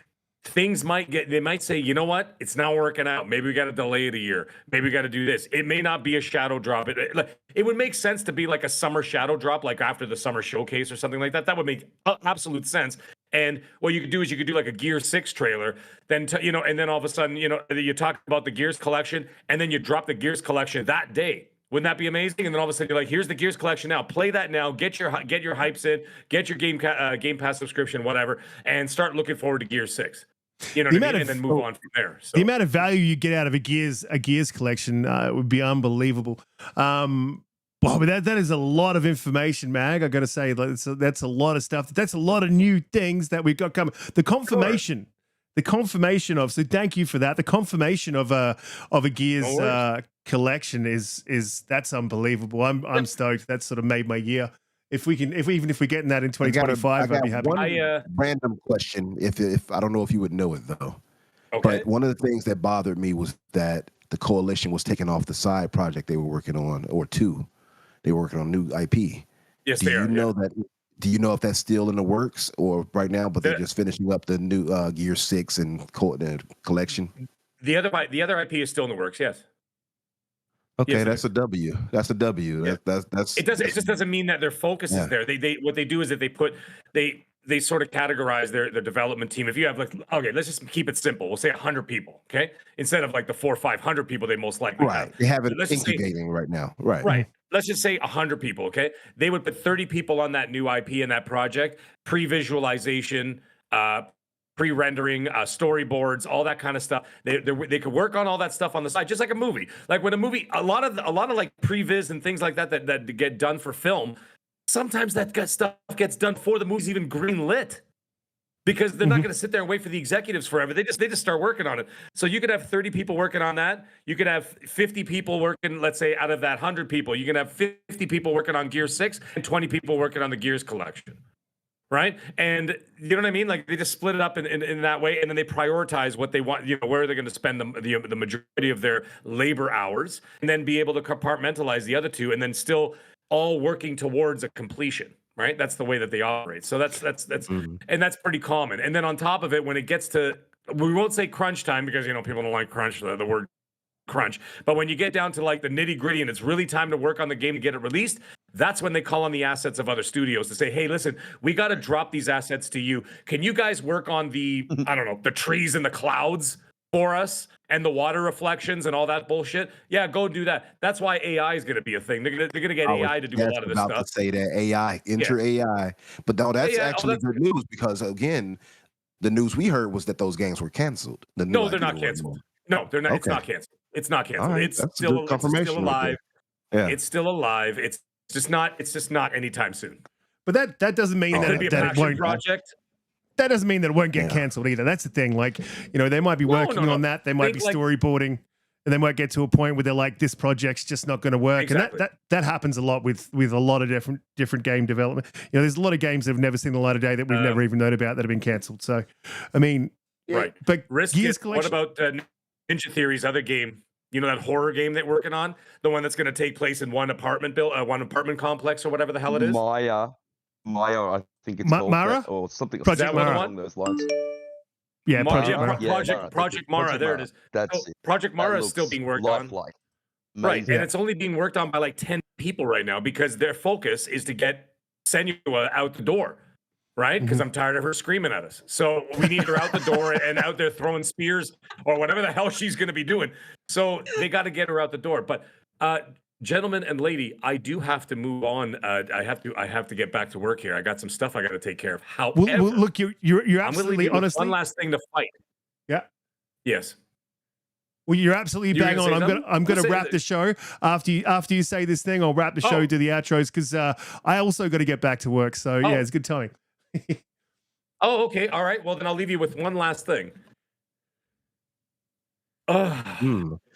One more thing. It wouldn't be shocking to find out that an old IP over the last 10 years will be revived. Now, here's, it will be revived, and it will be coming to multiple ecosystems and it is an Xbox IP that will be released everywhere. Brute force. And that's coming back. Like brute force. It's something that's been it's been within the last 10 years that we've seen it, and it will be played everywhere. And Definitely it's being not developed. brute force.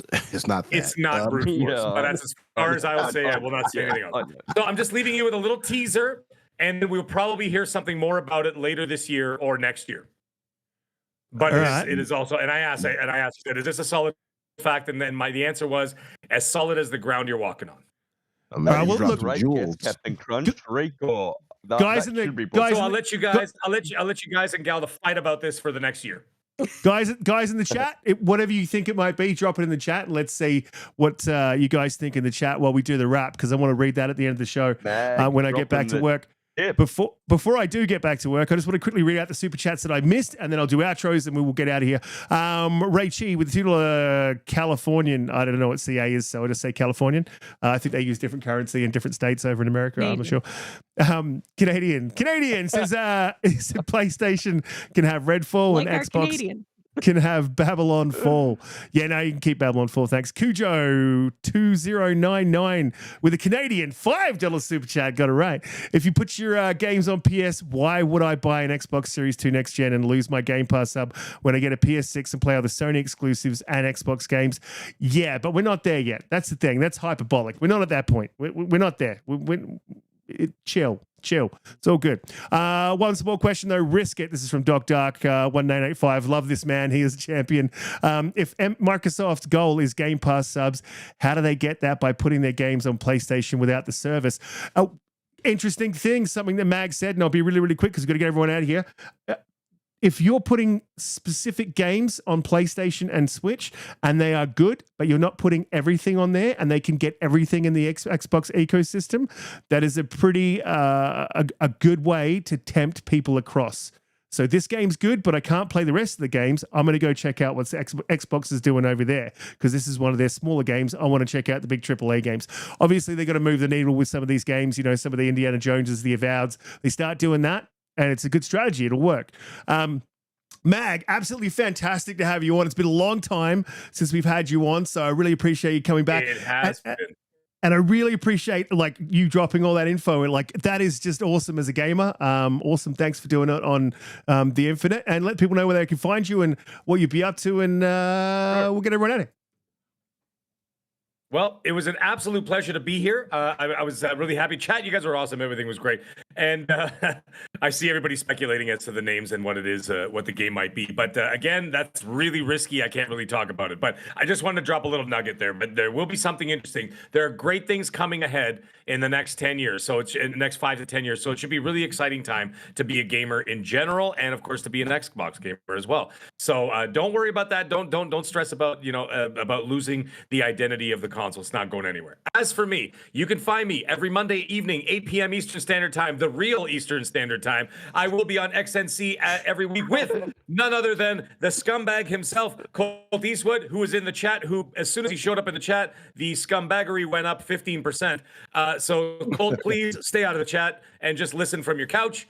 Anyways, in all seriousness, you'll find me there. I am working on a new show that will be announced very soon with somebody else. It's another 2-man show, so it'll be interesting when that comes to fruition. Already been working on some intro music, some graphics, some animations, some other things going for that. It's going to be a big splash. We're going to work on that. That's coming up very soon. You can also find me, of course, on Twitter X at the Middle Age Game Guy. That's with a GY at the end. You can find me on TikTok. I'm on TikTok as well, doing all kinds of stuff over there. So having a lot of fun. You can find me pretty much anywhere. But anyways, everybody have a lovely evening.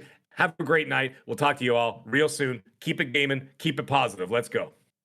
Awesome. Thank you, brother, Thanks for coming through, all man. these gems on us tonight. And obviously, I've got to move to the next one off the rung. Umbra, another fantastic week. Yeah. I just want to give a shout out to the Mag for dropping these gems on us, baby. He talks about Contraband, and I'm feeling back. I'm back in the 70s right now. Ain't that right, Blue? I see you there with your little highlights. Oh, wait a minute. Okay. What's going on here? It was going too fast. He doesn't know. Listen, no, Mag, thank you for coming through, brother. And like I said, you dropped some gems. I can guarantee you everything you said here is about to be highlighted on a bunch of podcasts right now. No, you dropped some gems. That's why I made it sure to ask you such specific questions, because I know it alleviates a lot of that for people. They're like, oh, it's going to be this and this. At least initially, they might change, like you said. But no, thank you for that. Guys, as usual, it's always great podcasting with you. You all, my family, of course, and thank you everybody in the chat for coming through and supporting us. For me, you can find me, of course, on Twitter X as well, Infinite Umbra or Umbra Infinite. You will find me either way. On Tuesdays with Boom at 11 o'clock Eastern. Thursdays, my show The Fix with Daniel McGee, to be fair, at 8 o'clock Eastern. And here at 8 o'clock, 7 o'clock Eastern on the Infinite. Named after me, if you didn't know, Mag. Yeah, just want to, it's neither here nor there. Named after me, but yeah, okay. We'll figure it out. We'll figure it out. But yeah, thank you for coming through, brother. Awesome. And the wonderful, amazing, fantastic Blue. Let people know where they can find you, what you be up to, and that little podcast that you guys call the Handy Helm. Don't do it. Pad cut. Good. Meg, thank you for coming. Yes, And pleasure. I just thought I'd rub it in a little bit. I live within walking distance of the largest classic arcade in the U.S. Oh, are you Right down talking, the street. what the hell's it called? The not the prancing pony, the white stallion. What the hell's the name of Galloping that place? Ghost. The Galloping Ghost. I knew it had something to do with a pony or a horse. The Galloping Ghost. My Unfortunately, cousin. it's in Chicago.